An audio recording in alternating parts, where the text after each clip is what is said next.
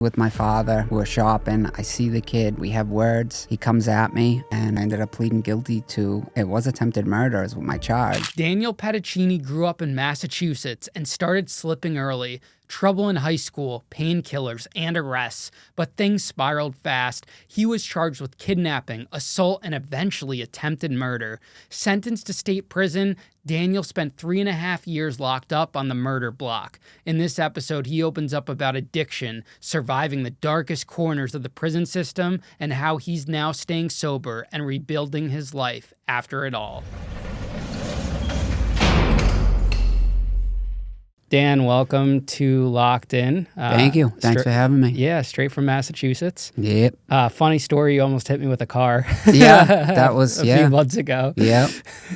That was definitely a good one. But you happen to be a listener of the show. And I didn't even realize you almost hit me until you messaged me. I was just walking across the street. Yeah, going to Vallejo. So I think from your direction, it looked like it almost hit me, but I didn't feel like you were about to hit me or anything. Yeah. Yeah, you stopped. And then I was like, oh my God, that's Ian Bick. And that's why I rolled down my window and I was like, Ian. That's so funny. Well, yeah. I'm glad you Instagram messaged me because I think I offered you to come on the show after that. Yep. And now here we are. And, for anyone that's listening, you could just easily fill out the book a form sheet on my website, ianbick.com, if you want to come on the show, or just DM us on Instagram. Yeah. And we're very responsive and try to respond to as many people as possible. And you and I were just talking about upcoming episodes. I just implemented this new thing. I don't know if you saw last night's episode yet. No. But now I'm doing an exciting hook in the beginning of the episode, and then it's me giving an intro summary about what the episode's going to be about. Oh, okay. Because I know all the audience doesn't necessarily like every single guest because not every guest is a great storyteller. True. Yeah. And everyone shares their story differently. Some people are kind of all over the place. Some people are really dialed in. And I just want to make it about,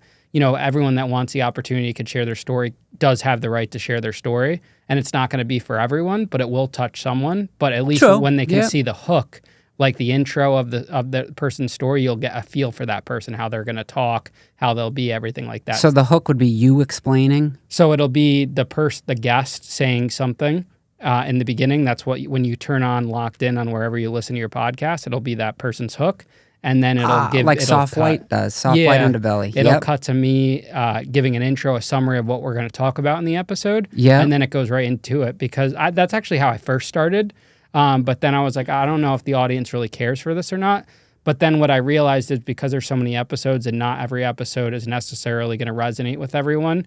Every episode starts with, hey, welcome to Locked In. And we just start in the childhood. So it could be, I don't want anyone to invest their time and not end up liking the episode too. Yeah, that's a good upgrade, right? Yeah, so just so everyone knows what's going on and what they can expect going forward. And now we're back to 5 episodes a week. Damn. I had to tune it down the last month because I was away doing this project, which everyone will find out about in August. Yeah, I heard you come back. You said you were out for a couple months doing a project. It's going to be a big one. Yeah, it's going to be really huge. Yeah. Everyone's going to love it. And I've started filming last week and been doing podcasts every day. Some really good stories, really in depth. We've been going kind of longer and and it's been cool. Yeah. So did you grow up in Massachusetts? Yeah, born and raised in Revere pretty much my whole life. Yeah.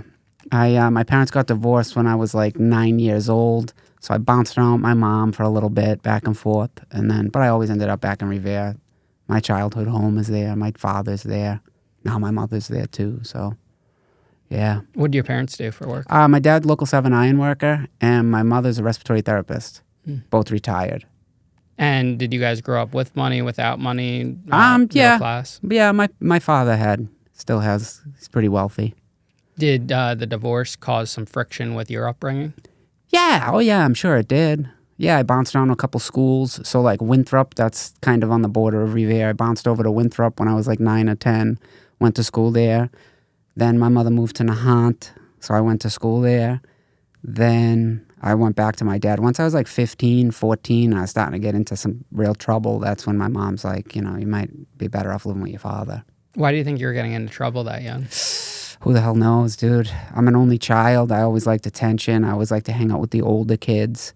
So I think that all started it, man. Do you think that came from your mom or your father, or is that just something I don't know. I don't know if it was maybe the divorce that did it. that kind of like set me up to fail, or being an only child. I don't know. Did you feel like you were trying to fit in? Yeah. Oh, yeah. Yeah. Try to fit in, older crowd. Always hung out with older kids.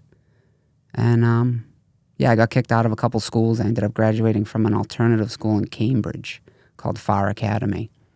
But that was like the last end. That's for like the worst of the worst. Like I already did one alternative school before that. Got kicked out of that one.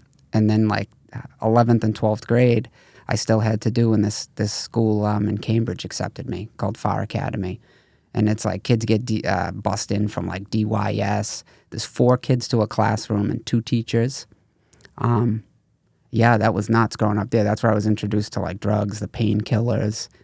I was introduced to weed before that, but like, yeah, that school was where the heavy hitters were. You know, all the mess ups, all the kids that just get in trouble all day. If they have parents that want them in school, or an advocate that'll get them into that school, that's where they go. Why were you getting kicked out of so many schools? So just being a class clown. Yeah, I was mostly just looking for attention, I guess. How would people describe you? I know you just said class clown. And funny. That's how I got through my whole sentence of prison. I'm only 140 pounds. I'm very skinny. You know, I feel like I was in with like the fellas. Like they accepted me right away. And I feel like they accepted me because of like the funny things that I would do, you know? Do you think those individuals liked you for who you were, or just because you were funny? Yeah, I used to say that all the time. Like all my friends that I met in jail and prison, they never wanted anything from me. Just a friendship. You know, it wasn't like, oh, Dan's selling weed, let me hang out with him, maybe I can get a good deal on an ounce type of thing. It was more like just hanging out with you because they wanted to hang out with you.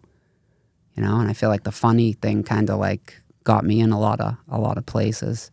Or like messing with the correctional officers.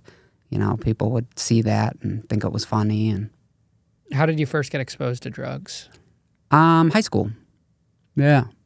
Was that the older kids that kind of brought it on to you? Yeah, no, these kids were my age. So like once I got in an alternative school, the first one I think was the 10th grade. And that's where I was really introduced to weed. Yeah, kids would smoke weed, and I always knew my dad smoked weed, so I could always like pinch a little bit from his stash, bring it in for the guys, you know? And then around like 15 years old is when I started smoking weed. I've skateboarded my whole life, just down at the skateboard park one day, looking for weed. Oh, I can go get it. I stole some from my dad, rolled a joint, and that was it. What was it about weed that you were attracted to? I don't know, the money behind it, the feeling. Yeah, that was high school. So chicks, all the chicks that wanted to smoke weed, hey, I had it, you know? Do you think doing weed led you to harder core drugs? Yeah, yeah, people will argue that. So people will say like weed's not a gateway drug, but I feel like if I never smoked weed and like had that little buzz and knew how to control it, the next step for me was painkillers. I didn't do anything else. Never got into like coke or anything. I just went weed, and then like probably the 12th grade is when I was introduced to Oxycontin. Why painkillers? I just thought they were cool.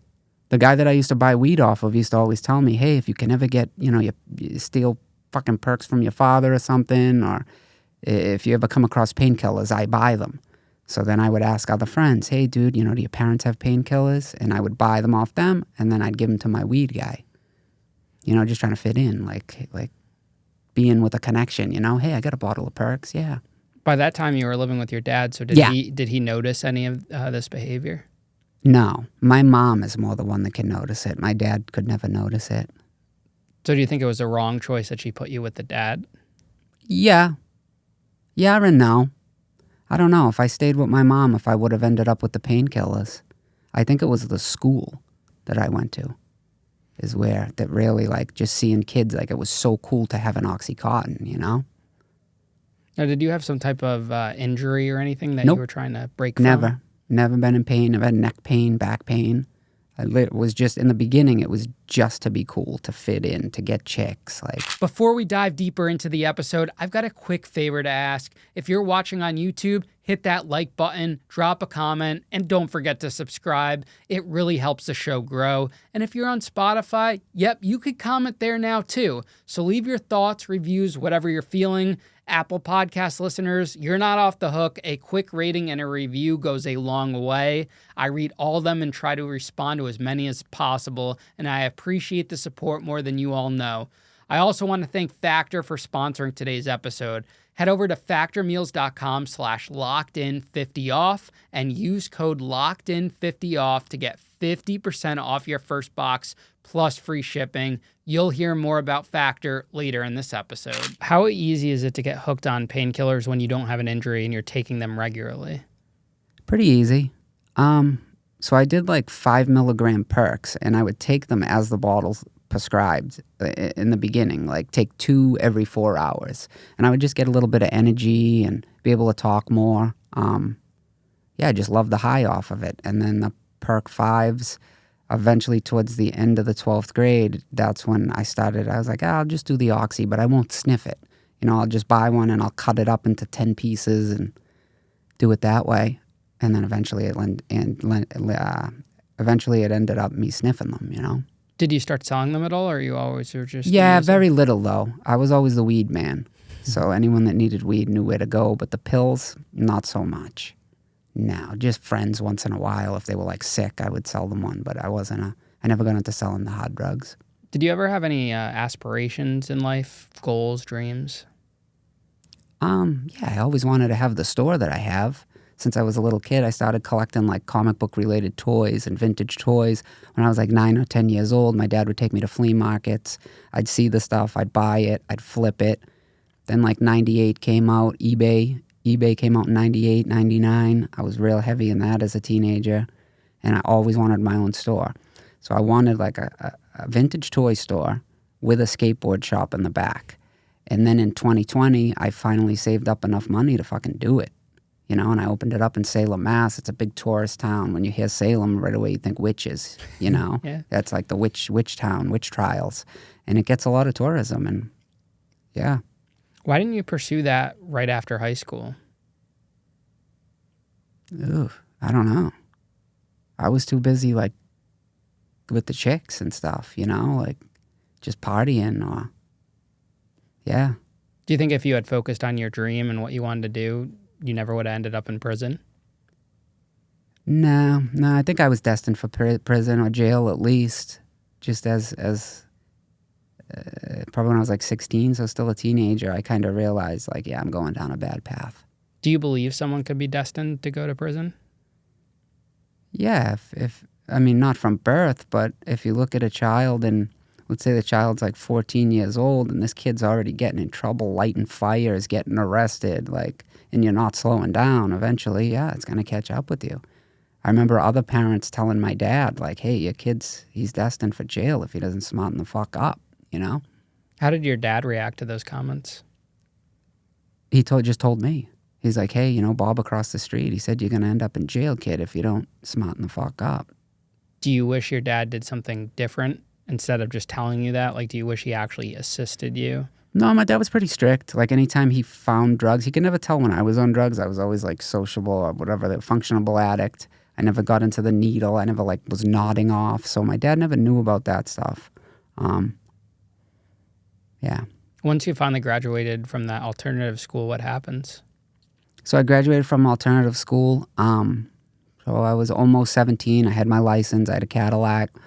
I pretty much just partied, dude. I was always just selling weed, smoking weed. My house was the place to go if you wanted to smoke. Yeah. This was your dad's house? Yeah, my dad's house. I lived at home for a long time. And were you just selling weed, or did you have a job at all?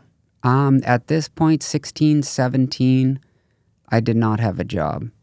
And then 18, I was either 18 or 19 when my house got broken into. So somebody broke in to steal my safe. It was a real heavy safe. They had to roll it down the stairs to get it out, 2 flights of stairs.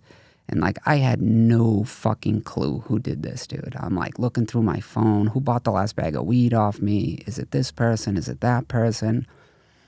And, I would always think like, it might have been that kid, And like 5 months goes by. My buddy Devin calls me and he's like, hey man, there's a kid wearing your watch, your Movado. I said, Movados all look the same, dude. I said, my dad gave it to me when I graduated. Mine had my initials on the clasp. And I'm like, dude, call me, check the clasp somehow and call me back. He says, Dan, your initials are on it. He's here. He's basically bragging about it. I showed up with a friend. This other kid, I won't mention his name because he never got caught. He always told me, Danny, when you find out who broke into your house, you fucking call me and I'll be right there. And he was known as a tough kid in Revere. So I called him. I'm like, dude, there's a kid. He broke into the house. He's at a party right now. He's bragging about it. He's wearing my watch. Dude's like, let's go. We show up. I was either 18 or 19, right on the verge. We took his car. He's like, Danny, wait in the car. No matter what, do not come in. Because the person who broke into my house knows me. They don't know what he looks like. So he's like, don't come in. Don't let this kid see you. So the dude goes to the door. He knocks. My friend lets him in, the owner of the home, the one that had called me and said, this kid's here bragging about it, lets him in. The door shuts. Within a minute, all the windows on the house are like, moving, shaking. I'm like, dude, I gotta fucking go in. I open up the door. I run in. They have the kid on the ground and they're duct taping him. So this is the owner of the home, my friend Evan, and the kid that I brought. Kid gets duct taped. He admits to breaking into the house. I'm like, listen, I don't care about the cash. I wanted, there was some death things on my grandfather, like a prayer card. There was the title to my car, the title to my girl's car. He's like, yeah, we burnt all that. So when they cracked open the safe. So my buddy just gave him a beating, dude, made his girlfriend watch. Really fucked him up bad, duct taped him up to a chair, flattened the tires on his truck. So now he ends up leaving all fucked up, limping out of the house. He gets in his truck. He drives like, I don't know, say 2 minutes down the road and a police officer pulls him over because he has 3 or 4 flat tires. And he just told everything. He's like, this kid, Danny, just showed up. He thinks I stole drugs from him. He's a drug dealer, and he just beat the shit out of me, and he jumped me, and yeah, and he told. So obviously the police go right to Devin, the owner of the home, because the kid that got beat up said, like he was involved too. They arrested him, and then like 2 days later, I turned myself in. So the police had came to my house in Revere and were looking for me. And that night, my dad's like, hey, the police are looking for you. And the next morning, I went to Lynn District Court and turned myself in. And what did they end up charging you with? So that was kidnapping, because if you move a person 3 feet against their will, it's considered kidnapping. Assault and battery, shod foot, and larceny of a person, because I took my watch back from him. Even though he stole from you? Yeah. Oh, yeah. Yeah, the judge said that he was that she was taking that into consideration, that it wasn't a robbery, that it was, I wasn't robbing the kid. I wasn't like some random act of violence. Like, the kid broke into my house, I didn't go to the police when I found out who did it. I didn't call 911 because the detective that when my father called the police to say the house got broken into, the detective thought I did it. Okay, he thought that I stole, because my dad's like, hey, the safe was mine. So now the detective's looking around. He sees all the holes because they had to roll it down the stairs. It was too heavy. And he pulls me aside. He's like, I know you fucking did this to your father. He's like, when I find out you did this to your father, I'm going to take you in an alleyway and kick the shit out of you. And I was like, wow, you guys are really looking in the wrong direction, So when I got that call, yeah, I could have called the police, but I didn't. He wanted to do street shit and break into my house. Now you're gonna pay, It's like a revenge. Did your dad know you were selling drugs out of the house? Weed. I never sold drugs. I always just weed. Okay. Yeah. Did he know that, though? Yeah, a little bit. Did he care? No, not really. Did he blame you for the safe getting stolen? Oh, yeah. Yeah, people in and out all the time. And the kid had just came in. The kid whose party it was, who called me that said, hey, this kid's bragging about breaking into your house, he had came by for a pound of weed, and the kid who broke into my house didn't trust him with the money to go upstairs to get the pound of weed, and was like, hey, can I come with you? And I've heard of the kid, but I never met him. So my buddy calls me. He's like, hey, this kid thinks I'm going to beat him. Can he come in? I'm like, yeah, sure. Bring him in. And he came in and he must have saw the safe in the corner and then came back a week later and hid it. How much was that watch worth? $600. Okay. Just a Movado. How much cash got stolen? Like $4,500 was in the safe. But there was a duffel bag on top of it that had, back then, a pound of hydro was like $3,500, $3,200. There was 4 pounds of hydro on top of the safe in a duffel bag. And they pushed that duffel bag off of the safe and got the safe. Nothing was in the safe, just cash and prayer cards, a title to my car. Stupid shit. How much was that weed worth? Probably like $12,000. Oh, so you made at least you could have made the money back on that weed. Yeah. Oh, yeah. Wow. Yeah. I mean, there was so many other things in the house that they could have taken that was worth more, but they probably thought there was thousands in the safe, you know? Was the safe secured or bolted or anything? No. You just had a freestanding safe? Yeah. I was 18 years old, man. I wasn't, I mean, I had street smarts at that age, but I wasn't. Was this a pretty big safe? Like a small refrigerator, you know? And there was just one of them that broke in or just... What do you mean? Like how many guys went in to remove the safe? So he brought a friend, and so it was the kid and one other kid. Did you ever find the other kid? No, I don't know who he is. Okay. No. So the cops arrest you, they charge you. Do you get bail for that? I was yeah. So I got bailed out the next morning. It was $10,000 cash bail. My buddy Devin didn't get bailed out right away. It took him like a week to get out. But what I didn't know was I was on probation for something else. So my probation officer didn't know that I picked up this new case. That's why I was able to get that $10,000 bail. So now I get a call from the probation officer the next morning. He's like, hey, you need to come here right now. You violated your probation with these new serious charges. So I went to Chelsea Court, turned myself in. It was like the day after I got bailed out, and then I never got out. I was held for my probation violation. I had 6 months left to do. I did that in Nashua Street, South Bay, just the regular county jails. And then, and then I was just going to court for the kid that broke into my house. And he showed up and played the whole victim card, you know? So you lost the bail that you paid? The No, my dad put up the $10,000, and then he gets that back once I go in. Oh, but if I run and didn't show up to court, then they would keep the $10,000 bail. Oh, because I know in some cases when it gets revoked, in some states, I think you lose it. Whoa. Yeah. Yeah, it would get revoked, though, I think, if you mess up. Okay. So let's say you, like, leave the state. You're not allowed to leave the state.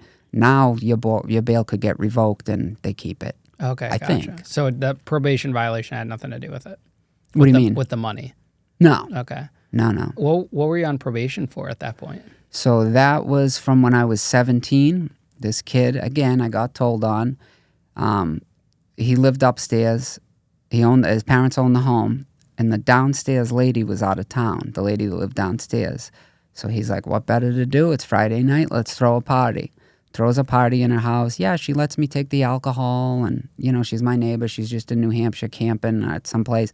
You know, we can drink, whatever. And, like, there was a lot of people that ended up showing up to that party. So maybe like 3 days after the party, I guess the woman got home. She noticed all the liquor was moved, stuff was moved. Right away, they went upstairs. The kid was taken to the Revere police station, questioned. Right away said that I was with him. Said, hey, me and Pedicini had this plan. We wanted a party. He calls me on speakerphone from the police station. He's like, Dan, I told them everything. Just come down and tell them the truth. They're going to help us. And I'm like, oh, no, dude, you know? I literally I hung up. I walk outside, and there's a detective right in front of my house sitting in the car. He's like, hey, get in the back, or I'm going to come at 2 o'clock in the morning and rip you out of bed with a warrant. Now, again, I'm 17 and a half years old, 17. I don't even know my rights at this point. So if a police officer said to me, hey, shoes untied, tie your shoe, I would bend down and tie my shoe. I didn't know that I could say no, you know? So get in the car. I go back to the station. Revere Police Station, there's a detective. I could see the kid Paul crying. That's the kid who told on me. He was a lot bigger than me. And the detective really beat the shit out of him, like bad, like was choking him and stuff. And I'm like, oh my God, I hope he doesn't do it to me. Now, when I was 17, I was under 100 pounds. So the detective's like, yeah, you're a piece of shit. You broke into this lady's house. You threw a party while she was away. I'm like, I thought we had permission to be there, and have the party. And yeah, that was a bad one. And that was the first time you were ever... That was the first big one, yeah.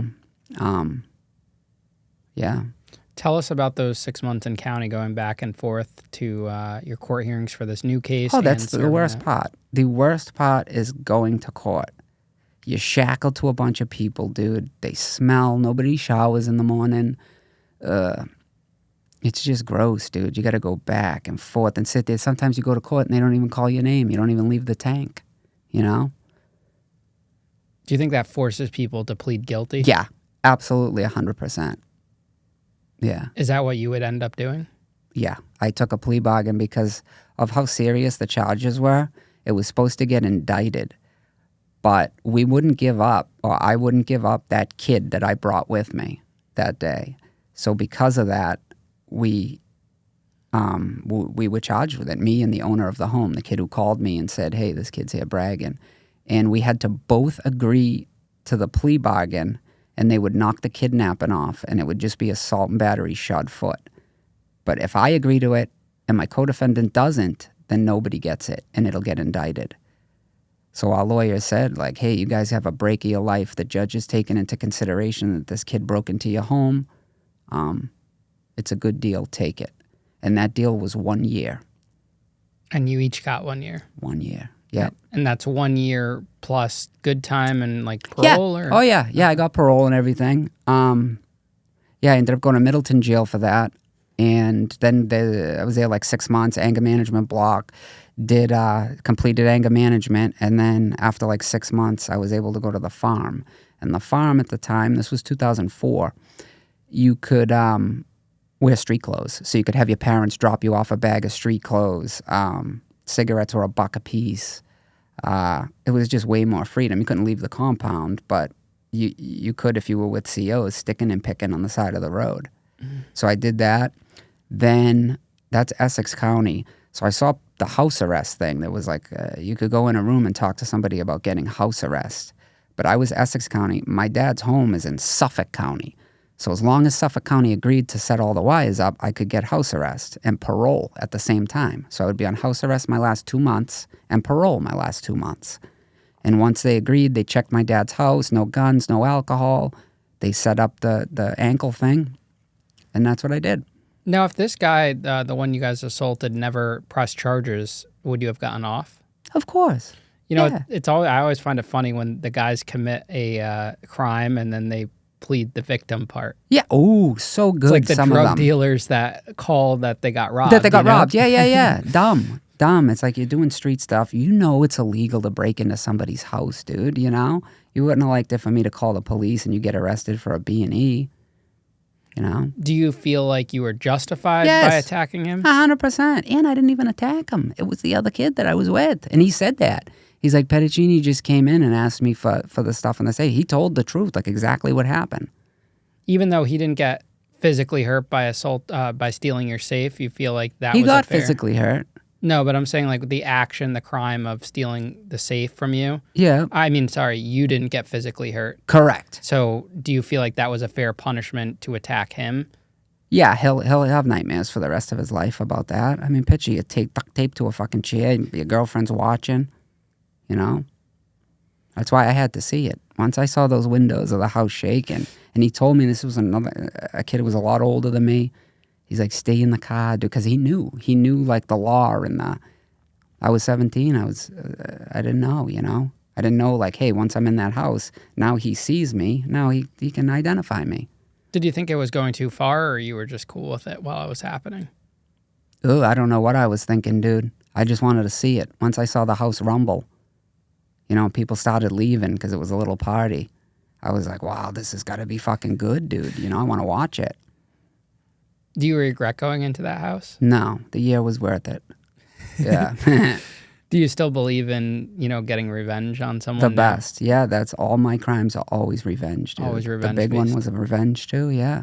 People fuck with me or pick on the little guy, Where do you think that stems from? Is it your childhood? Is it something your parents taught you? Yeah, I took a lot of like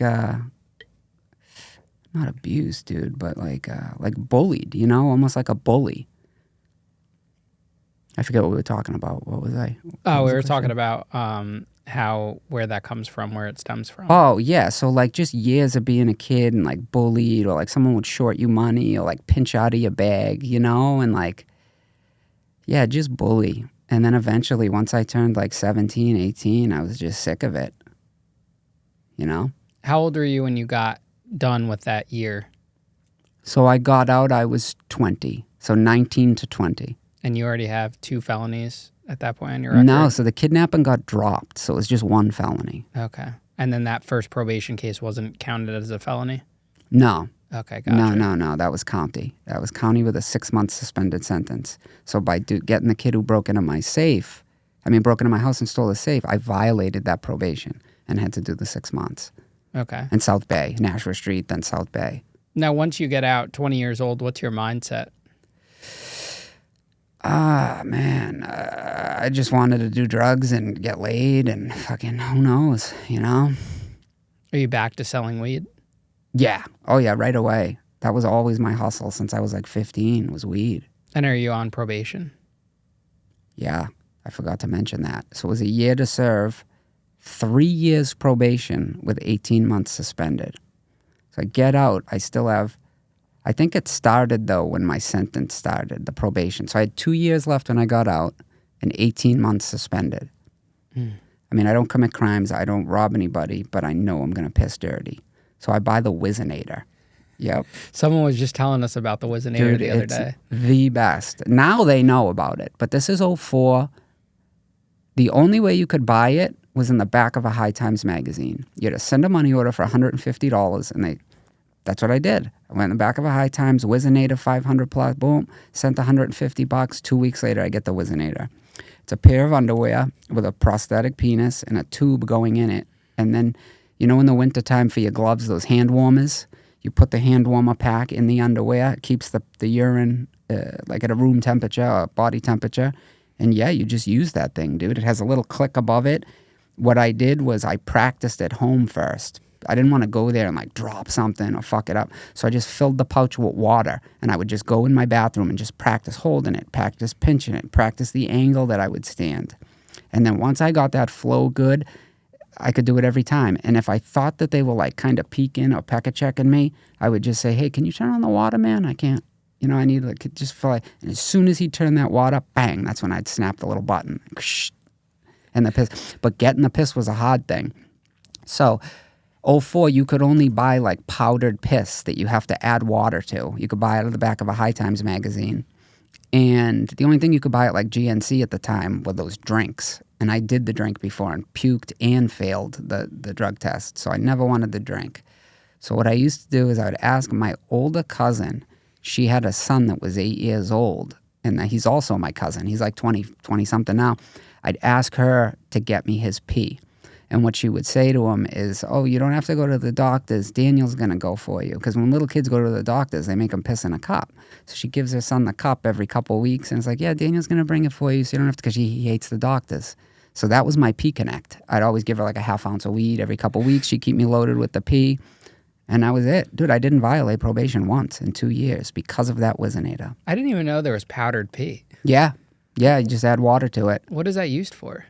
For this situation? Yeah, it says on it, like if you're going to a doctor and you want to keep your body private, you could give them this pee, and now the doctor won't know that you're on drugs or on weed or whatever they test for. So is the whole drink a bunch of cranberry juice just a myth? I never did it. I tried it. I mean, I heard of it, vinegar and cranberry, and I even bought the drink at GNC. I drank it warm, and it was like a thick fruit punch syrup, and like I drank almost the whole bottle. I remember I was at a hotel and I just threw up all over the floor, this red fruit punch drink, and I still peed. It was like a green color piss, and I failed.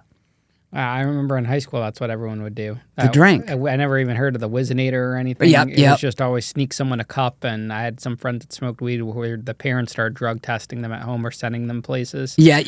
And then when I got on federal pretrial, you had to do the random call every day that you would call in. Yeah, your color. And then you'd go in and you'd pee, and sometimes they would be really lazy and they would just stand outside, like if it was a woman. But I'd never smoked weed at that point, so Gotcha. it didn't even really matter. But it would have been easy. I think it's easier to get away with some of these probation officers than what it used to be. Yeah.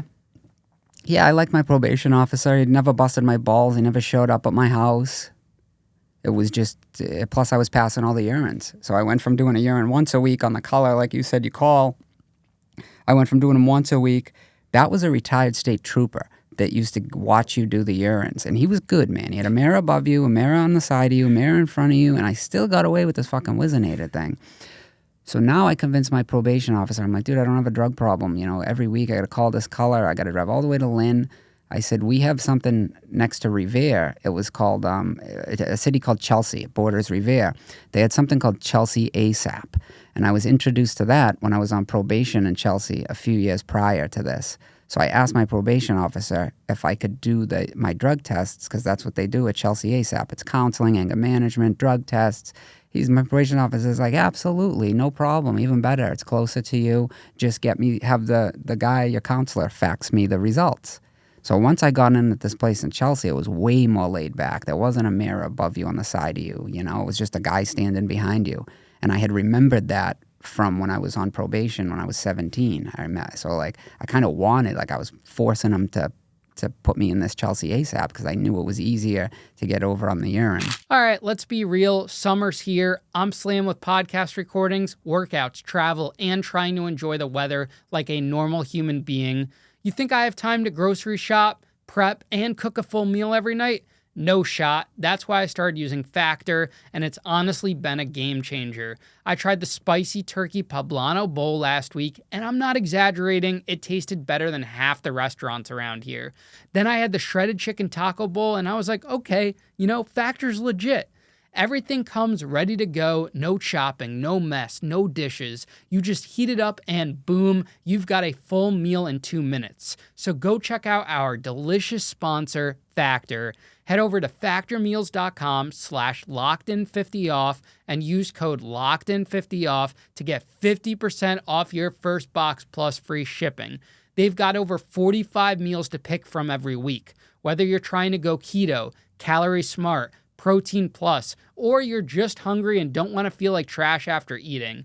I've even started throwing a few of their breakfasts and snacks in the mix, and now I'm basically running on Factor all day.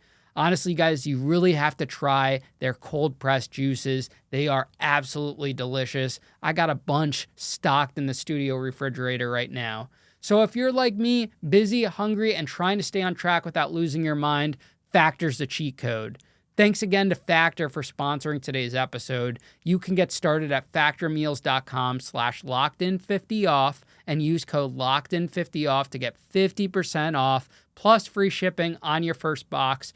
That's code LOCKEDIN50off at factormeals.com/lockedin50off for 50% off plus free shipping. Now let's get back into today's episode. So you make it through probation, no problems, No problems, never nothing. violated, not even one time. So by that point, what are you, 22-ish, 21? Yep, I turned 21 on probation, 22. Yeah, probably got off when I was like 22. What happens after that? Well, I was a drug addict at this point. Right when I got off, right when I got out, right away, I got high like my first day. Like I couldn't wait to get that oxy. Oxys was still huge at this time, 2004, 2005, say. I got out and they were still big. I could still easily get an oxy.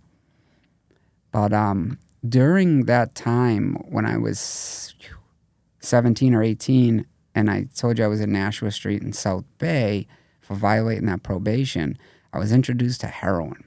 So I was sick. I was coming off of Oxycontin.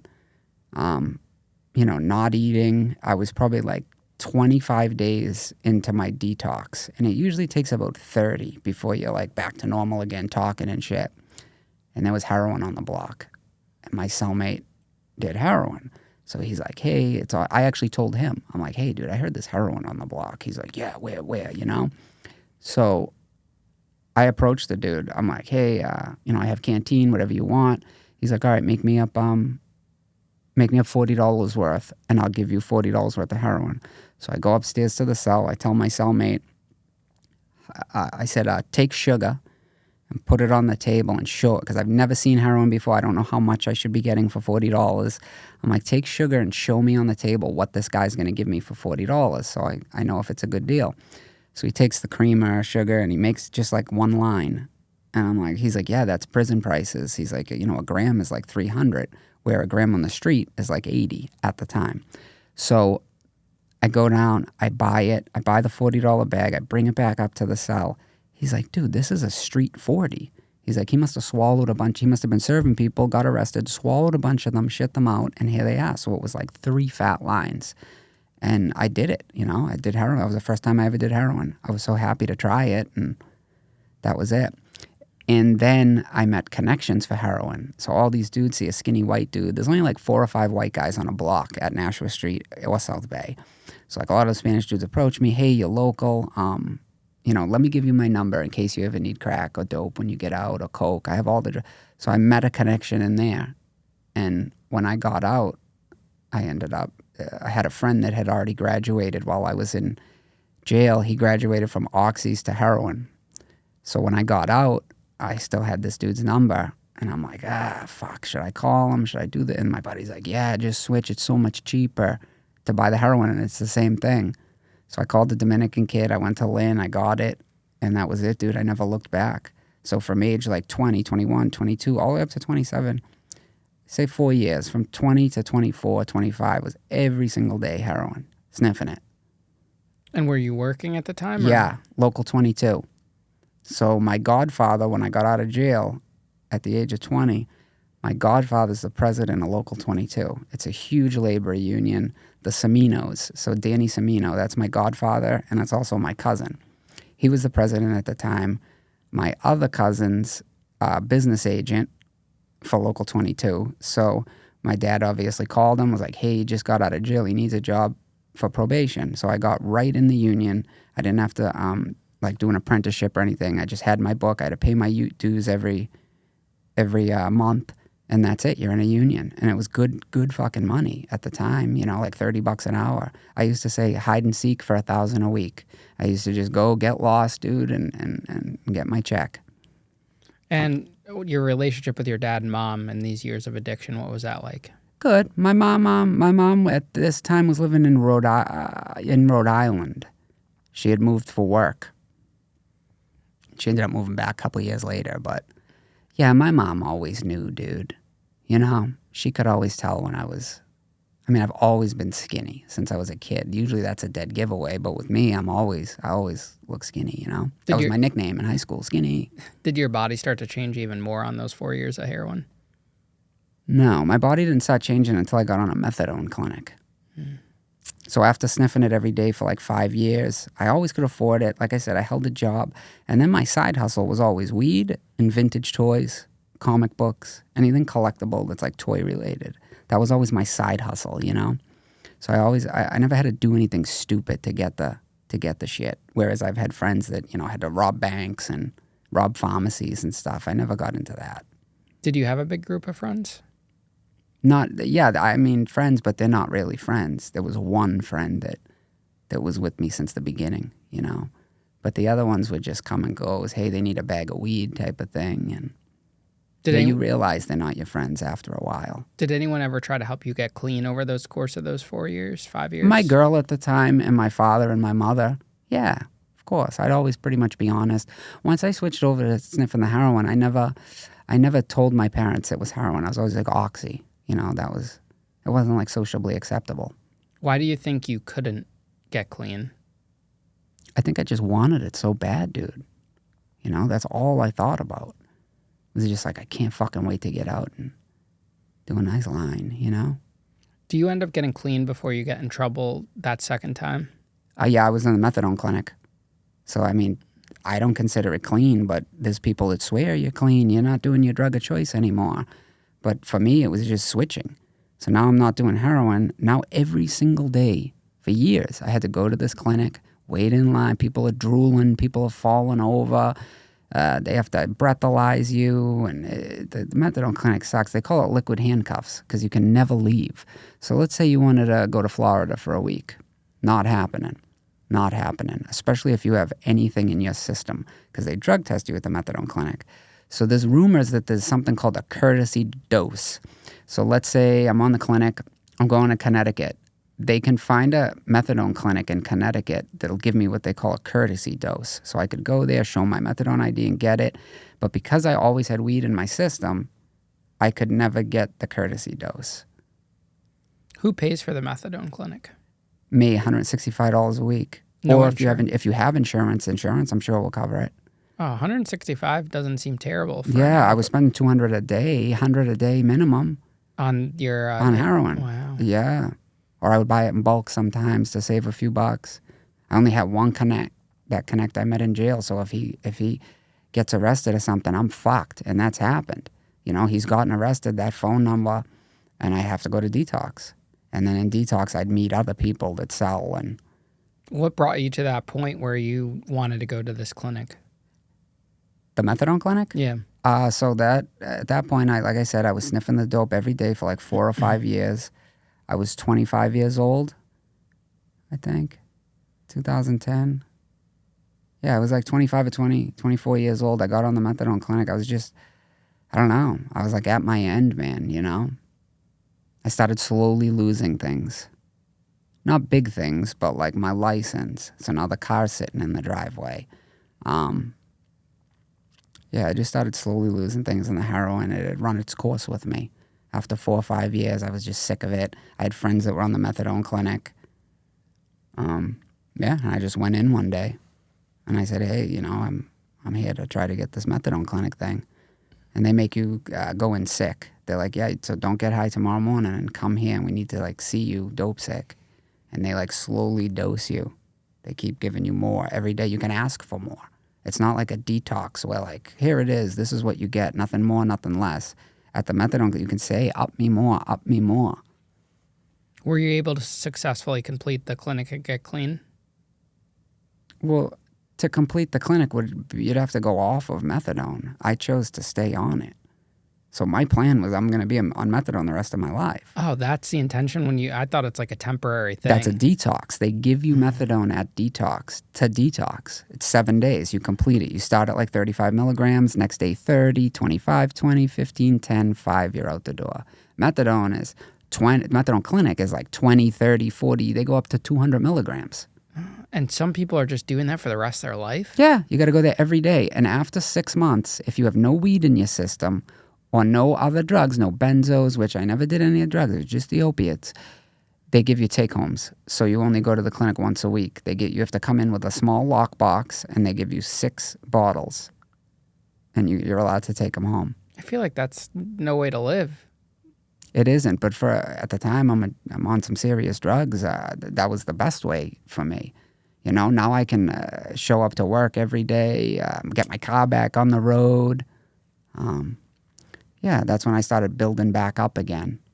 It was once I got on the clinic. What's the feeling like inside of you when you're on the clinic? Is it the same as drugs, or like? So what do you feel towards like? the end of doing the dope for so long, you're not even getting a high. You're just normal. You know, it makes you normal, so you're not sick.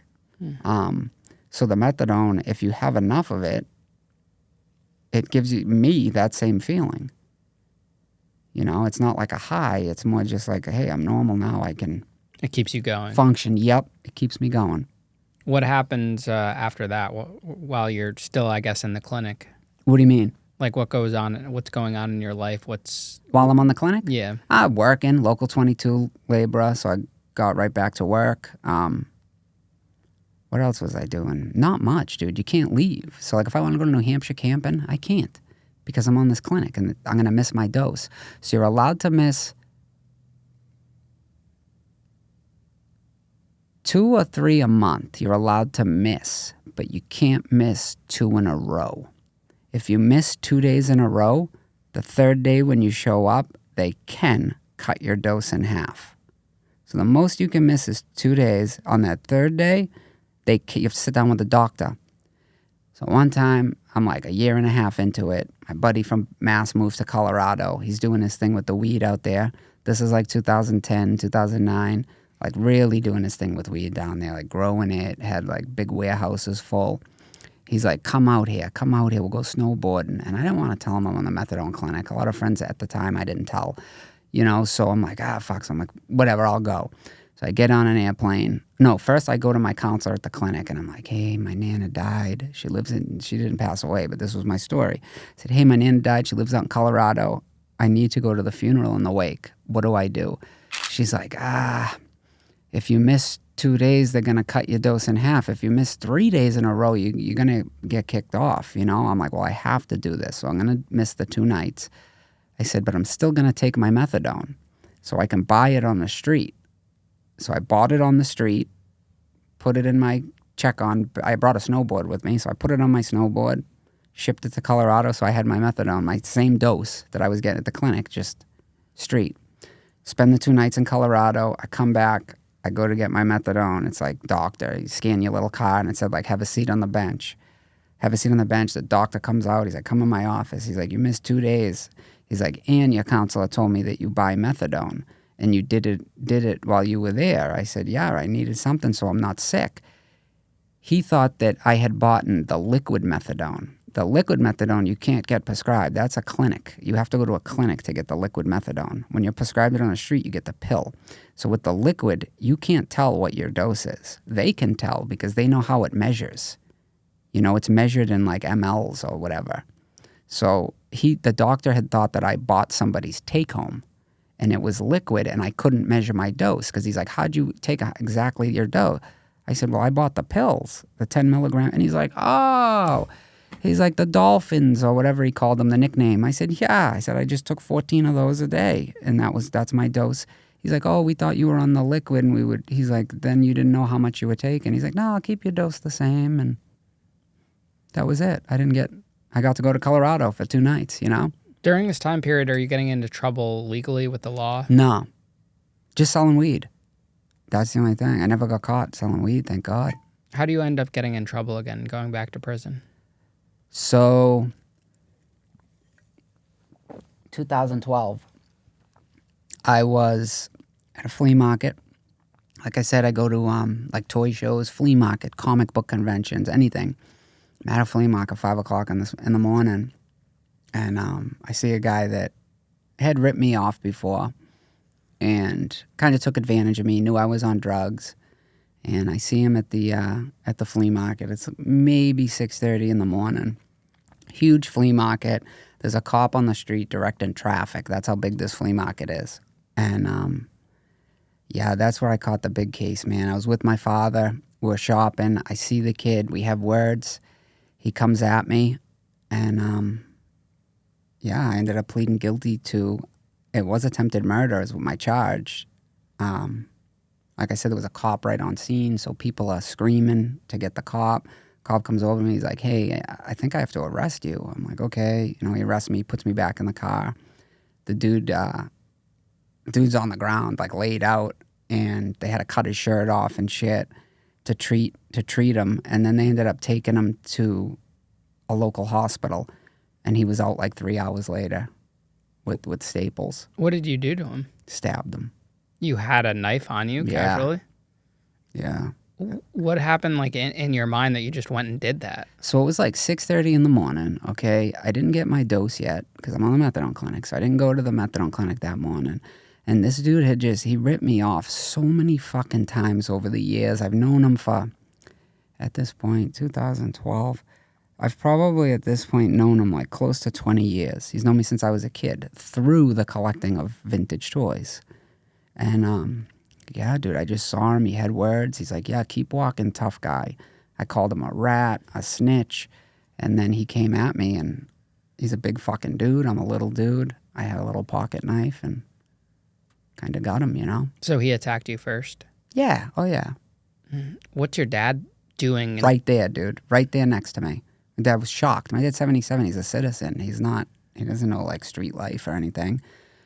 So all the witnesses that were there, none of them saw me physically stab him, but they all heard me yell, "Snitches get stitches."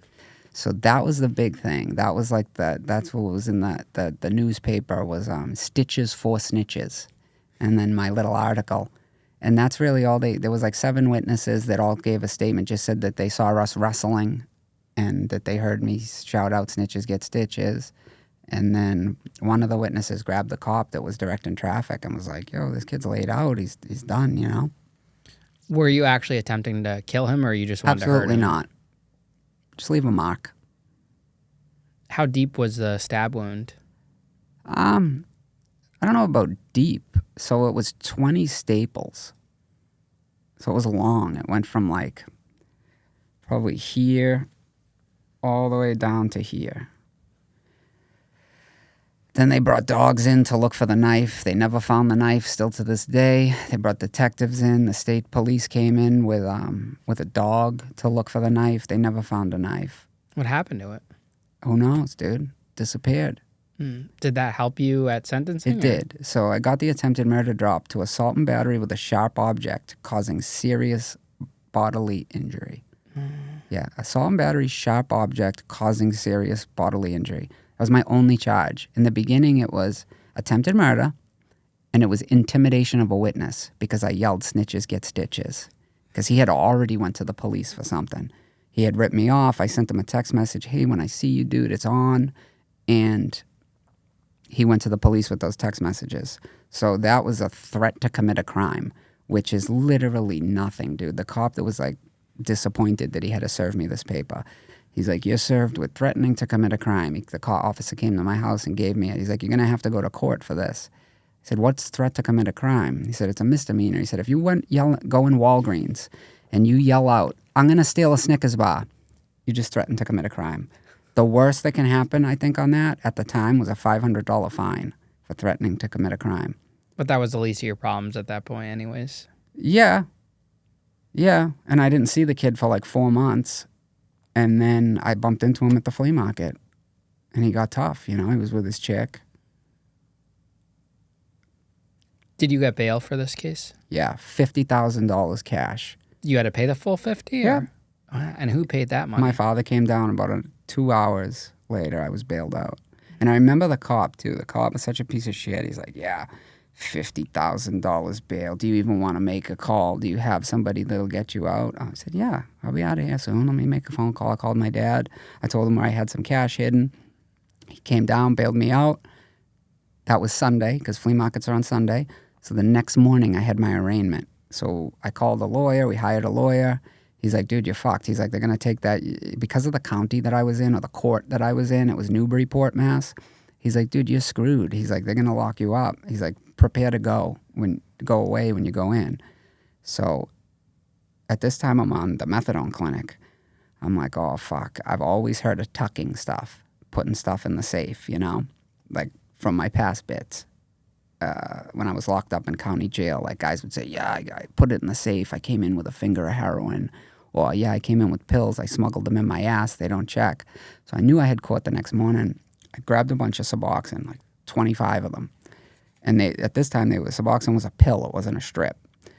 So the pills, I had 25 of them. But if you put them in a Ziploc, if you put them in a bag, in the corner of a bag, the more you stack on top of each other, the longer it is. And when you tighten the bag to tie a knot, those pills, they like curve like this. So I had to put them in packs of 4 or 5.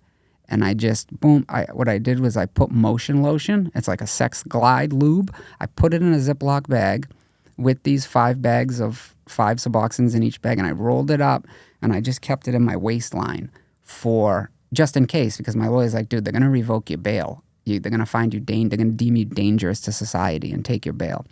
So I had that there right away. The judge is like, "Yep, your bail's revoked." My dad got the $50,000 back. And, yeah, they found me dangerous. Then like a month later, I had a dangerous hearing. Again, too dangerous to be let out. Now the kid, the victim in this case, went to school for acting. So he went to school to be an actor. He has his Actors Guild card. He's been like an extra in a couple movies.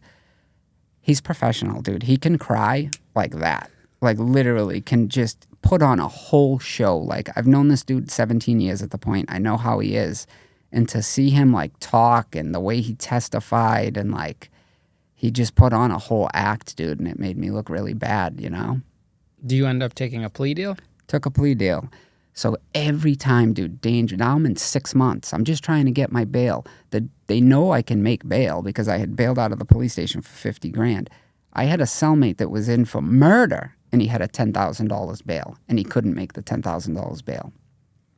So I'm just trying to get my bail back. Dangerous, dangerous. Now the trial's coming up. Now I'm in county at this point, like 15 months. Same unit, same group of guys. Trial's coming up. My lawyer's like, listen, dude, you got this. There was never a knife found on the scene. The most you're going to get is assault and battery. And you've already been in 15 months. So you'll be freed, basically. They'll say time served, assault and battery. I said, yeah, but what if he's going to testify? Like, what if it goes the other way? And he's like, well, then you're going to get jail time. He's like, you'll probably get like 8 years, 7 years. I was like, shit, what do I do? So the day of trial, I told him to get me a plea bar. I said, get me 3 years, I'll do it. Now, I only had one charge, so that means no probation. Because one charge, you're either going to get probation for that one charge or you're going to get sentenced for that one charge. So I lucked out there with just the one. And he came back. He said he'd do 3.5. I said, dude, just make it 3 years. He's like, yeah. So my lawyer at the time, he was also governor's counsel. So he's the one in the city or the state that hires the parole officers. He hires the judges. He's governor's counsel. So like people hold signs with his name when it's time to vote. So he's pretty in that. And he's like, yeah, but you'll get parole. He's like, it won't have anything to do with me hiring them all, but let's just say you'll get parole.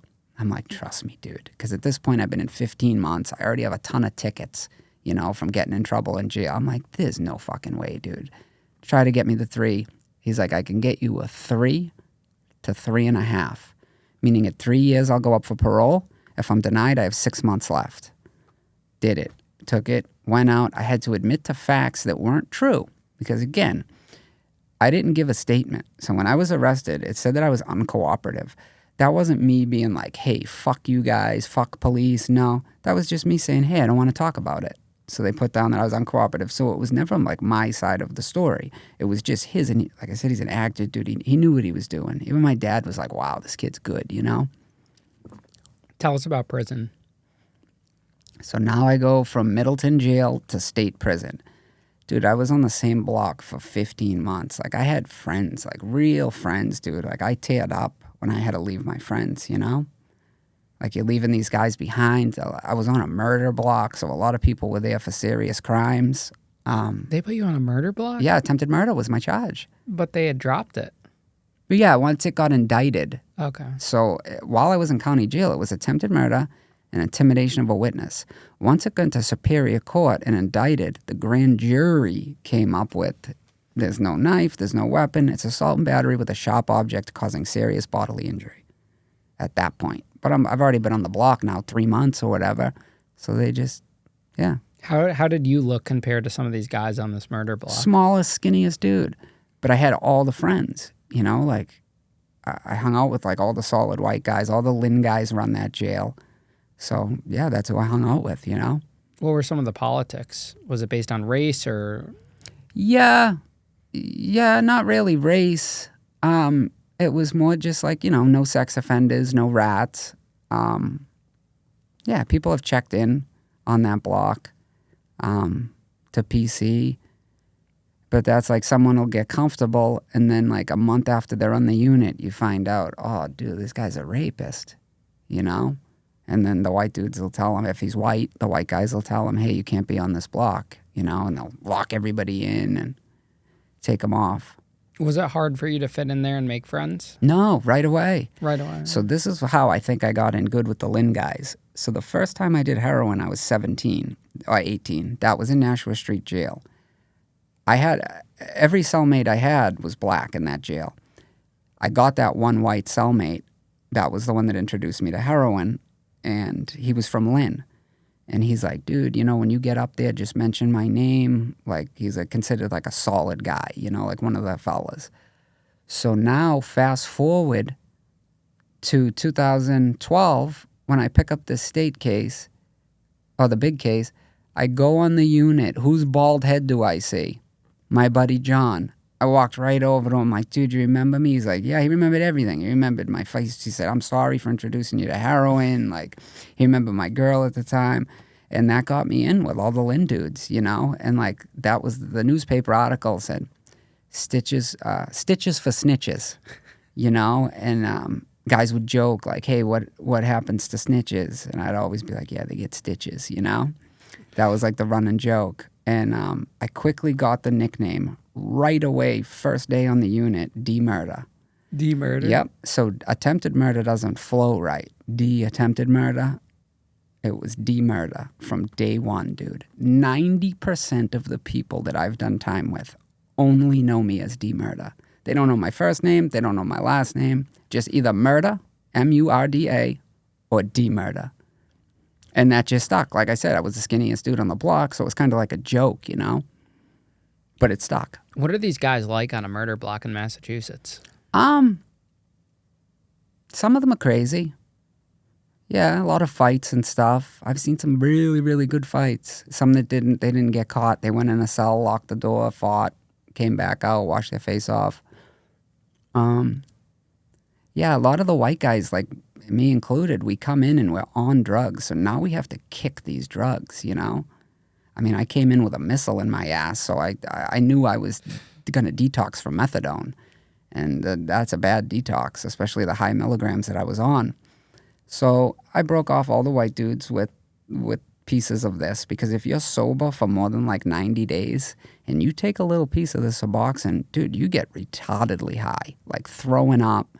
Suboxone on the street was $10 at the time. In jail, they're between 100 and 150 each. And, like, that's the drug of choice in there. It's not hard, Suboxone. So, like, I broke the dude. People just got too high. All of a sudden, you see guys that have been on that unit like a year. They're coming out with no shirt on, all red, scratching their face and talking to the COs. And it was crazy. And I just used those. So I kept 18 of them. I got rid of like 7. And I used them to detox off of the methadone. And every other person I saw come in on the methadone clinic, they all tried to kill themselves. Every one of them grabbed the sheet off the blanket, or they tried to kill themselves in the cell because the withdrawal is that bad. Even with the Suboxone that I was taking, I still felt the withdrawal from the methadone.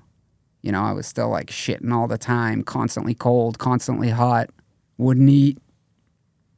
Were you scared living on that murder block? I know you made friends, but just being there Nah, because of that dude, John. Like I said, I had known him. Plus, this is a jail that I was already at when I was 19 years old for the kid that broke into my house. So I already knew more than just him, but he was the closest guy to me. I was like my best friend when I was 17, 18 in the Nashua Street jail. Tell us about the worst fight you witnessed. That was probably in state prison. I seen a Spanish dude. He came from another prison to our prison. I think he was a Latin king. He was there like maybe 2 months. And all of a sudden, one day in the big yard, he got his head all smashed in with a fucking big rock. And like the dude got up. He had a big hole in his head, blood all over his face. He took his T-shirt, wrapped it around his head, and he went to his cell. And like they didn't get caught right away. It was like an hour later. Somebody must have told or something. And they went right to that cell. And they took him out in a wheelchair. And the kid who did it, I don't know if he ever got caught. I don't know. Because if you get in a fight, they'll lug both ears to the hole. But the kid that smashed him in the head with a rock, I don't think anybody ever told on him. So he was still like walking around the unit, walking around the big yard. What was that fight over? I have no idea. I heard that he was a rat. I heard that it came out, paperwork came out. That's usually the fights, especially the guys that are like, they've been there a while. So like, they fit in, and you don't know that they got caught with child porn, and they're playing cards, and you're eating with the person every night. Then somebody comes from another prison, and they're like, yo, that's Pedicini. He's no good. Look at it. This is the paperwork on him. And then it's just like, fuck, the drama, dude, Did you ever have to fight? Never once, dude. Was that because of your reputation, or? I don't know. maybe comedy. I used to just make people laugh, do stupid shit. I was always locked in myself for doing something, dude.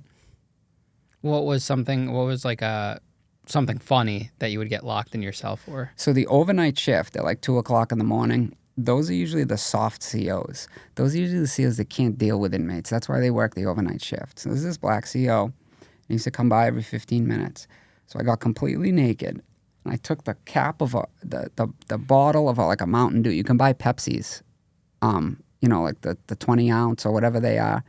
And I took that part of it, the skinny part, and I clenched it in between my butt cheeks. So it was I was completely naked with just a bottle hanging out of my ass.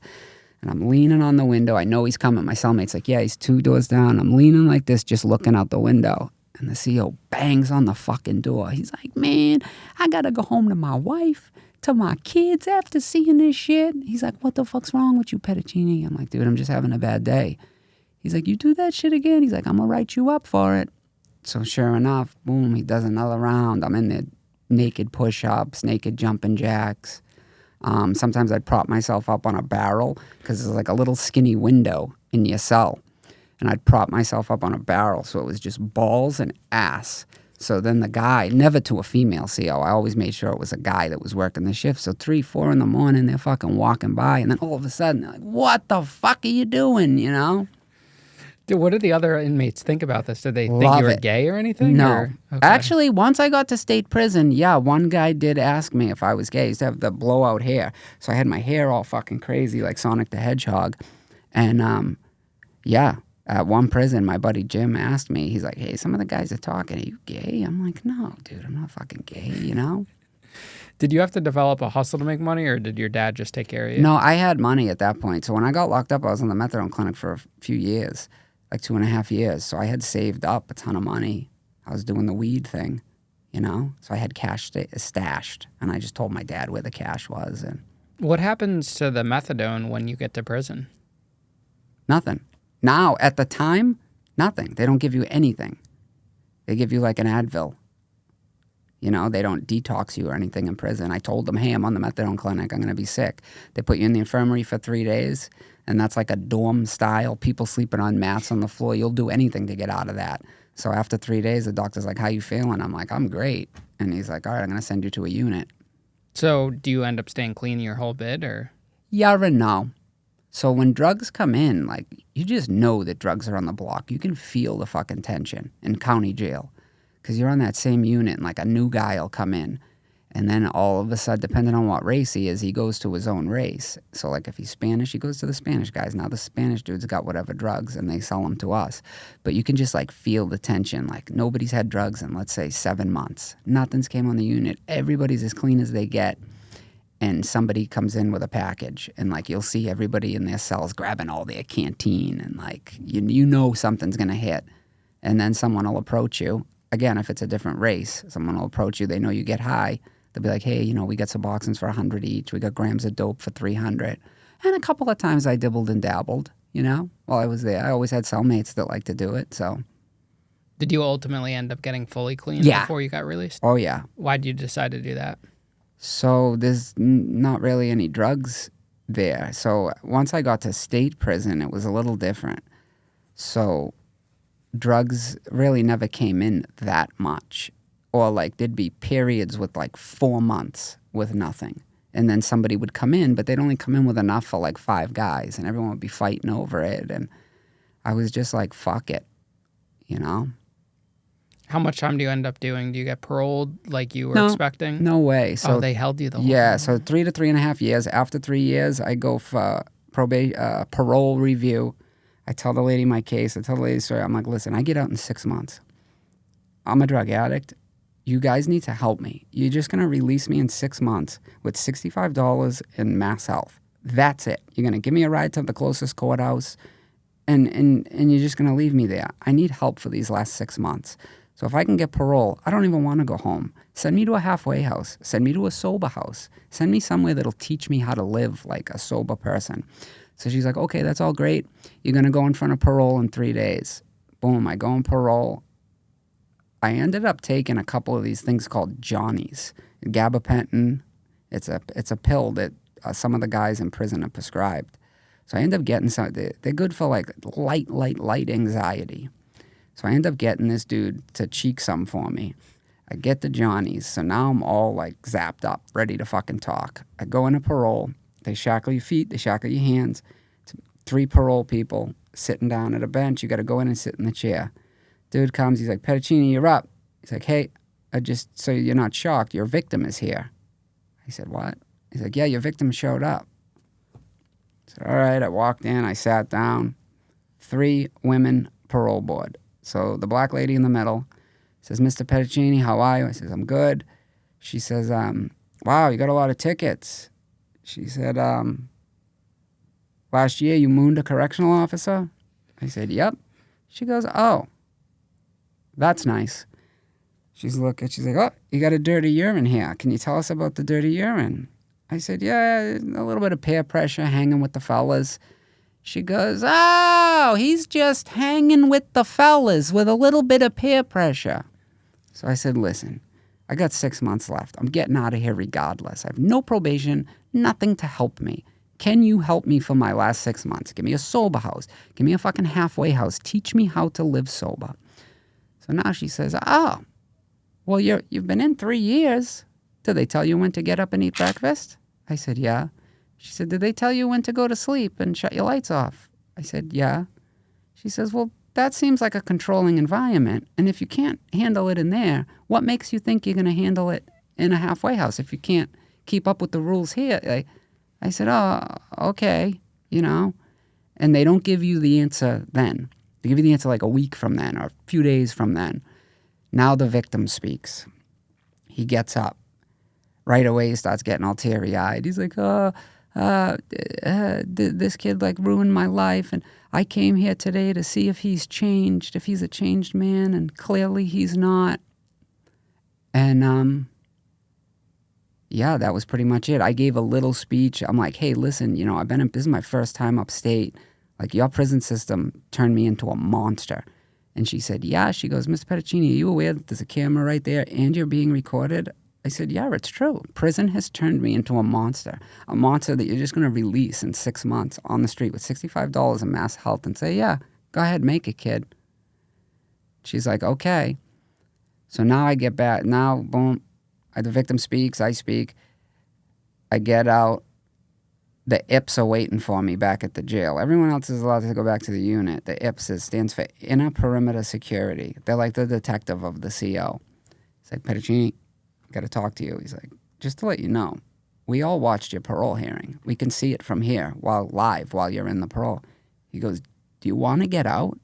I said, yeah, you have to understand though. I have 6 months. At this time, it's 5 months. I'm home in 5 months. No rules, nothing. He's like, okay. He's like, we were just checking in with you to make sure you were all right because we never seen a parole hearing like that before. I was like, yeah, I'm good. Now, if I had 3 years left, then I might have not have went so like, prison turned me into a monster, like the system sucks. I might have done something a little different. But I had 5-6 months left. Yeah. Why do you think it turned you into a monster? And what do you mean by monster? So by monster, like, just like aware of people and like their actions, and like you see people and you see what they do. And I don't know, I'd have to think about that for a minute. How did it turn me into a monster? Just like focus on myself. Like, that was my whole goal, was like the COs, as you know, some of them are real shitbags, dude. And they treat you like fucking shit. And like the whole time I'm thinking like, wow, I'm off drugs now.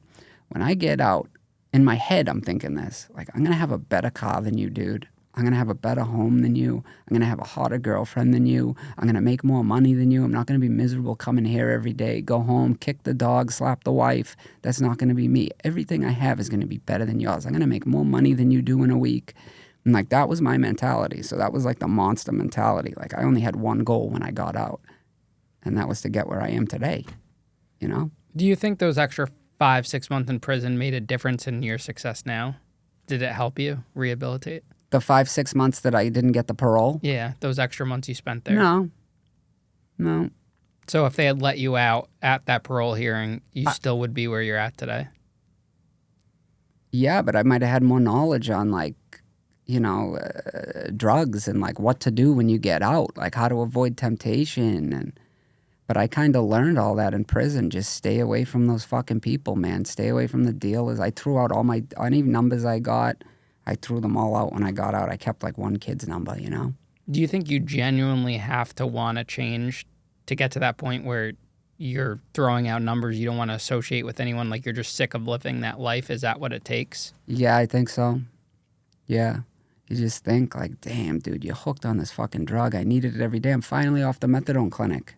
Like now I heard as of 2022 in Massachusetts, you're allowed whatever drugs you were prescribed in the street, you're allowed them in there now. I heard that in a lot of prisons. I think even in the federal system. Yeah, somebody like sued or something because literally every guy that I saw come on my block that was kicking a methadone clinic, all of them tried to kill themselves. All of them. I probably might have too if I didn't have those Suboxone. That was like my cushion,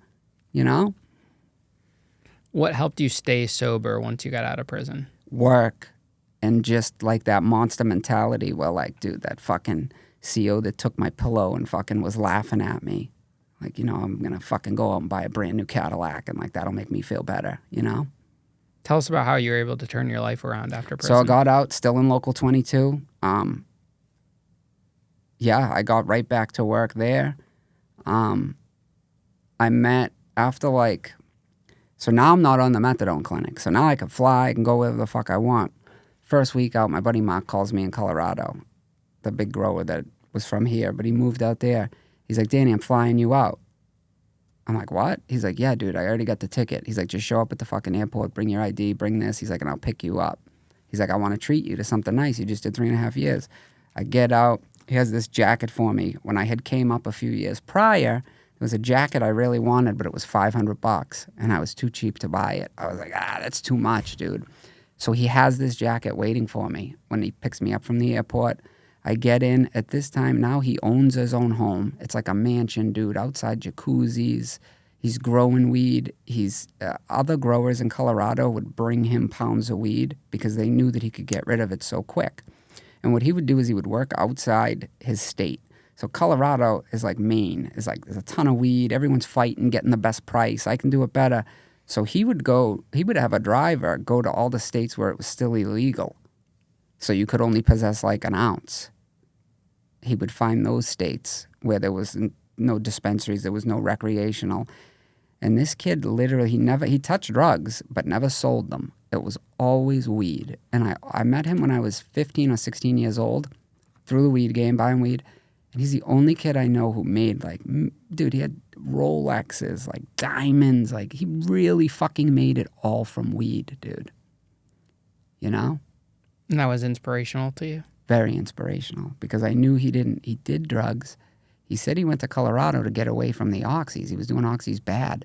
And he went to Colorado. But now he's into other drugs. He's into fucking ketamine. He's shooting it. Not in his vein, but skin popping it in his shoulder. Okay, he's doing fucking pills. He's prescribed Klonopin pill. He was taking those. He was taking the cactus, peyote. He was doing all these fucking drugs. And he wasn't, when I went out a few years prior to see him, he was just smoking weed and maybe mushrooms and stuff. But now he's doing all these crazy drugs and acid on top of doing, and I'm like, wow, I only know one other guy that parties like that. So at one point I'm staying at his house, huge mansion, dude. There's a big painting of his wife naked right when you walk in. Like, I was just so impressed. Everywhere this fucking kid, he passed away now, but I'll get to that.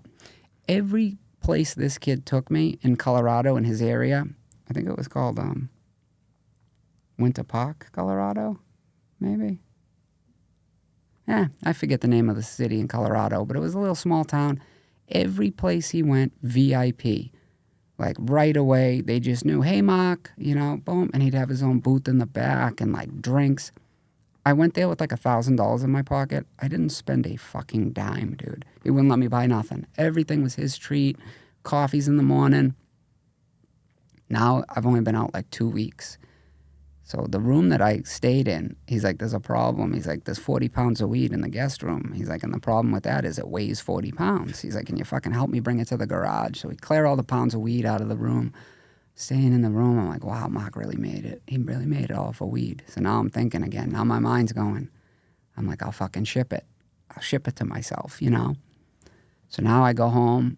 This is 2016. Okay, I was only out a couple weeks. I get him to ship me a package. I ship it. I'm like, let me buy a couple pounds while I'm here and ship them home. So I did that, and it worked. My mom caught wind of it. Okay, she put 2 and 2 together. He just got out of prison. He's only out 2 weeks. His friend Mark flew him to Colorado. Now he's sitting on the fucking porch, pacing back and forth, waiting for this package to come. So she starts breaking down crying. She's like, Daniel, please. She's like, you're smuggling weed from, because she's like, you're going to get in trouble. She's like, please, please don't do it. I'm like, all right, Mom. 2 days later, I get the call. My buddy Mark passed away. Died in his sleep. Drugs. But not heroin. Everything but it. Dude, every single drug I seen that kid do except heroin. And he does it all mixed together. Like, I'll do one, and I never could do that. And by him staying away from the opiates, he was able to build a fucking married a nice little Russian chick, beautiful home, dude, cars, dirt bikes. Yeah, I fucking had it all. Was that the wake-up call you needed, him passing away? A little bit, yeah. A little bit, dude. So what ends up happening? Do you get the weed and sell it, or do you throw it out? Oh, I sold it. Oh, you did sell it again to your mom's? Why would I throw out a couple pounds of weed? No way. His death, your mom? Yeah, true. I think it was already sold by the time his death came, because it was like 3 days after I got back. So do you double down and do it again, or you walk away? Well, now I don't have a connection. Now my connection in Colorado, so I could get regular weed, shit weed, commercial, brick, whatever, mids. But he always had the top-notch stuff. That's why I dealt with him since I was 16. I never needed another connection. So now, I don't have a connect. I'm like, fuck. So I'm in the union. I'm working every day, dude. Local 22. Every day. I'm working the night shift. So it's 11 p.m. till 6 in the morning. It's a 7-hour shift. You get paid for 8 hours. It's good money. Demolition, knocking down walls, bringing all the trash out, dumping it in dumpsters. There's a hippie festival in Maine, and it's about 3.5 hours from where I live. I don't even know how I found out about it. Maybe Facebook, or somebody might have told me about it. I'm like, fuck it. I grabbed my cousin John. I'm like, dude, it's a 3-day party. The music does not stop for 3 days. It's way in the woods. It's on private land, big stage. You camp in the woods, but the music does not stop Friday to Sunday. Live bands. And there's like 150 of them, and they just switch out every hour a new live band. You can wake up at 2 in the morning to piss, and there's a live band playing. So it's like a bumping hippie fest, dude. All peace and love. Chicks walking around with their titties flapping everywhere. And yeah, it's just a big grass field and jars. Every table, it's like a flea market for weed and mushrooms. So every fucking table has just jars of weed on it.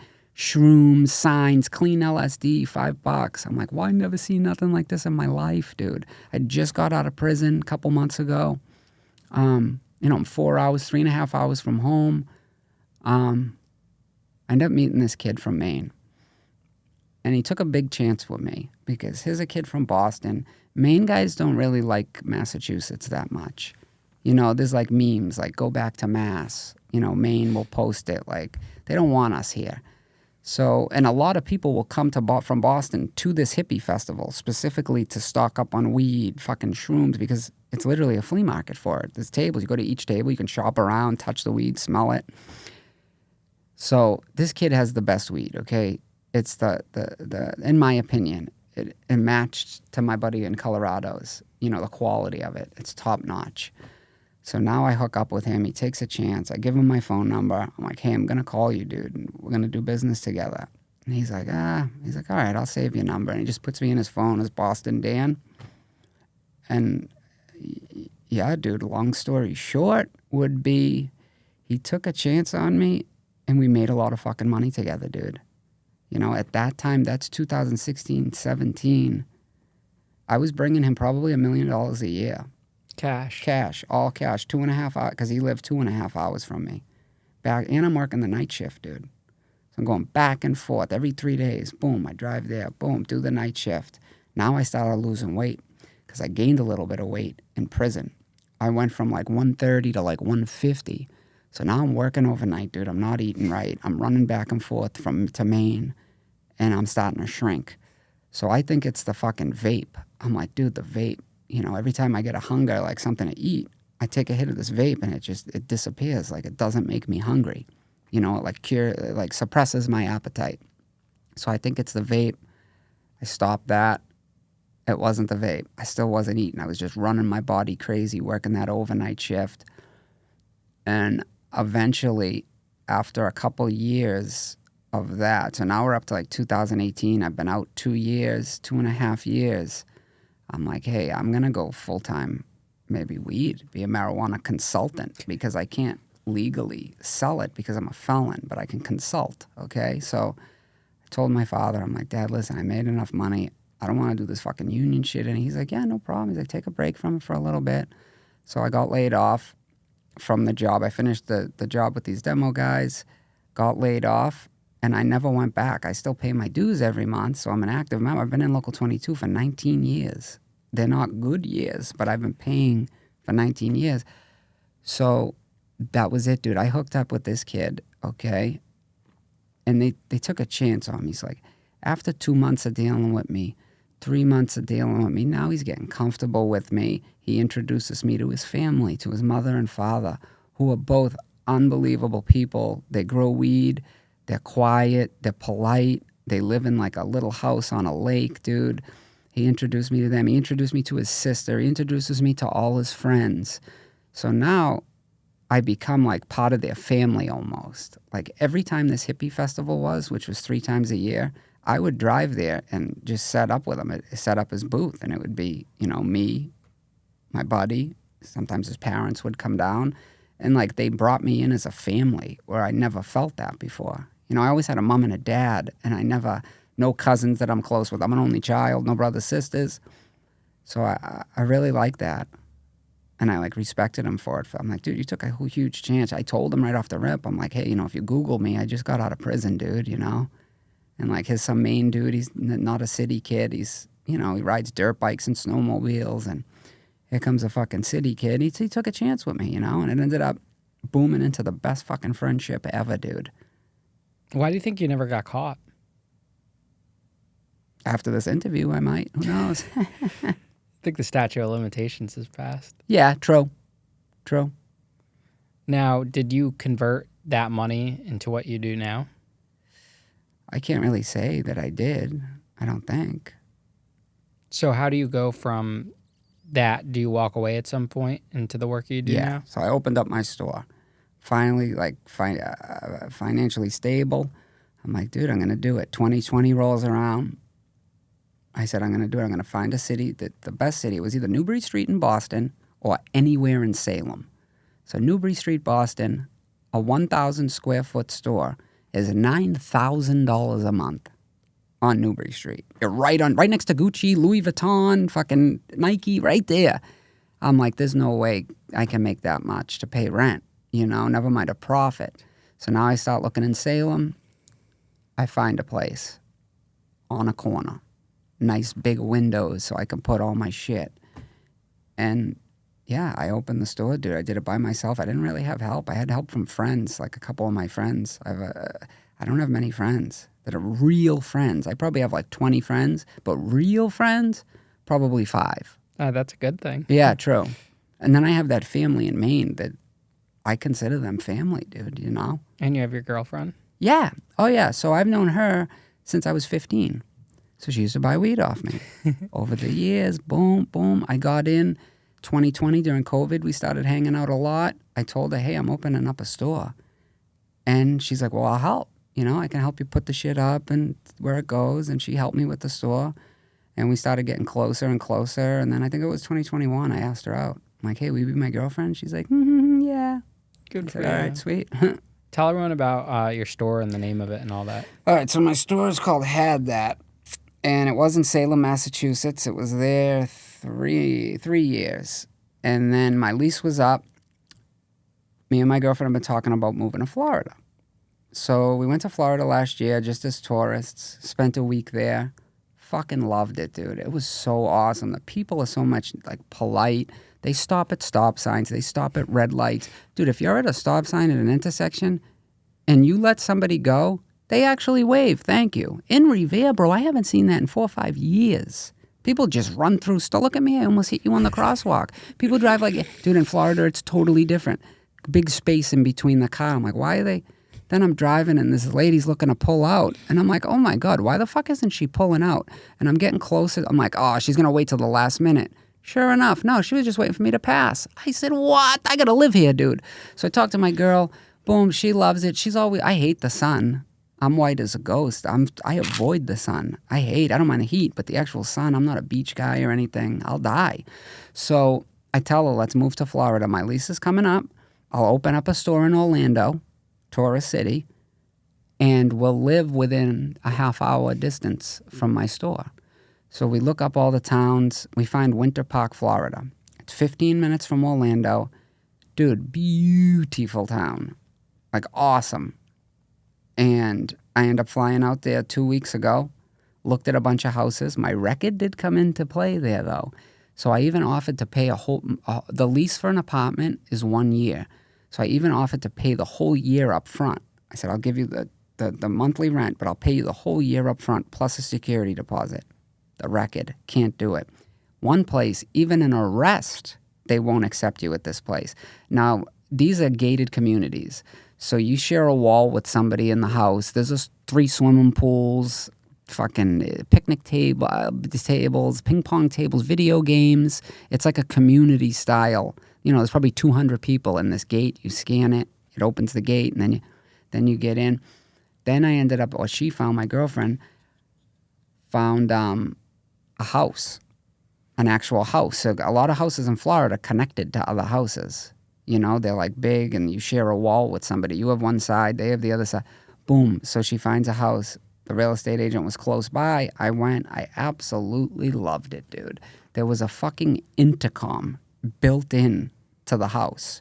So if Stephanie's in, let's say, the other room and I have a really good fart that I'm holding in, I can run over to that intercom, press the button, fart, and it comes through the whole house so she can hear it in the other room. I'm sure she Instant. loves That's that. what sold it. I says, dude, this is my house now. 3 bedrooms, 2 baths. No, you don't share no walls with anybody. Garage for the car. Bang. So I signed the papers and we're officially in July 1st. So you're moving to Florida in a couple Yeah, weeks. the pods. We got a big pod, POD. They drop it. You load it up. My store inventory, our personal stuff, load it up. And they shipped it. They picked it up yesterday. Big 16-foot pod. Did you guys find a spot for the store yet? No. So the plan is we're moving there July 1st officially, the both of us. We have a 1-year lease. During the first few months, we're going to make up the decision if this is permanent. Do we want to be Floridians? You know, like, is this state for us? It's only a year, so we're looking at it as like a year vacation, but we're going to just live there for a year and see how we like it. If after 3, 4, 5 months, we're like, dude, this is it. We're fucking living here. We're going to be permanent. I'll buy a home. After 2, 3 months, if she's like, yeah, let's start looking to buy a home, I like it too, I'll open up the store in Orlando. It's plenty. The real estate agent that got me this house, also, he's like, I got stores all around. Just whenever you're ready to open it, let me know. Good for you guys. Yeah. What do you think is the message you want to get out to the listeners about your whole experience that you've shared here today? I would need a little bit to think about that, I think. My message to get out to people. I don't know. Maybe do better than the people you don't like, you know? People that treat you like shit. That was always my drive, you know? Some of those CEOs really fucked with me bad, dude. Like, bad. You know, they're bad people, dude. They couldn't become a police officer, so they became a CEO. And, like, that's all my only thing. Like, what am I going to do, punch him in the face and get a new charge? No. So I used it a different way. I'm like, dude, you know, I know you drive a truck that's $50,000. When I get out, I'm going to get a $60,000 car, you know? That was just, like, my mindset. And I used that mindset. Even when I was working the overnight shifts, I'm like, fuck, I got to drive all the way to Maine and then go right from Maine, right to the overnight shift. And that would be my drive. I'd be like, yeah, I got to get the store. So while these COs are going in and clocking into work and miserable at work, I'm in my fucking dream store, loving life, meeting new people, making money. Like I said, toys was always my side hustle. So I always did like eBay, toy shows, comic conventions on the side. Now it's full time, dude. Do you think that's kind of a toxic mentality to compare yourself to others to try to beat others? Not others. It's just specifically the ones that did me dirty. I want to do better than them. You know, somebody might have told on me before. That rat, I want to do way better than you, bud. I want to have a hotter girlfriend. I want to have fucking a better car, a better house. That's what I used to become successful, pretty much. And then that family in Maine, fuck, they took a huge chance on me and it worked, you know? Are you glad you're out of that type of lifestyle now? What type of lifestyle? Selling drugs or selling weed? Yeah. I'm happy. I made my money, you know? You know, there are programs that want felons to have the dispensaries and whatnot. Oh, I thought you couldn't in Massachusetts. If you're a felon, you can't touch the weed. No, some states are promoting it. Like New York City might have been one of the first ones where they gave licenses. I know Connecticut does it too. They actually prioritize people with felonies to get open a dispensary. To open a dispensary. I think there might be exemptions to the crime and stuff, but I know there are things that happen where they prefer the person with the felony. Wow. To get because that. we made it, dude. We were the ones with the felonies. We're the ones that were selling weed 20 years ago when it was illegal. I've only been in one dispensary in Massachusetts. It's all college kids that are running it. They go to college. Some of them might not even smoke weed, and their parents will open them a dispensary or. Yeah, it is something to look into. No Maybe shit. even Connecticut. I mean, I know didn't know Connecticut, that. there are some shops closing, so there will be licenses that open up again and stuff. Yep. So look into that. Maybe if Florida doesn't work out, you come, because Florida's not legal. But so strict. I saw you're one going to the wrong dispensary state right now. for weed, I know. But I think eventually it will. It'll get there. Yeah. All the states will eventually make it legal. And I made a lot of friends, like I said, in jail. I ripped up all the connections, all the guys that just wanted to give me their number so I could call them and get drugs. But I made awesome friends, man. And to show them that I have the store, some of them came by, some of them needed work because they were out on parole or whatever. I have them dress up as fucking Pikachu and go stand in front of my store and wave to cars. And they don't do it. They say, no, find a job somewhere else. That's funny. Well, Dan, thanks so much for coming on the show today, man. Yeah. You're a great storyteller. Really funny. Thanks for having me, man. Yeah, I enjoyed this conversation. And thanks for reaching out. And best of luck to you and your girlfriend in Florida. Thanks, dude. Yeah, thank you. Appreciate it.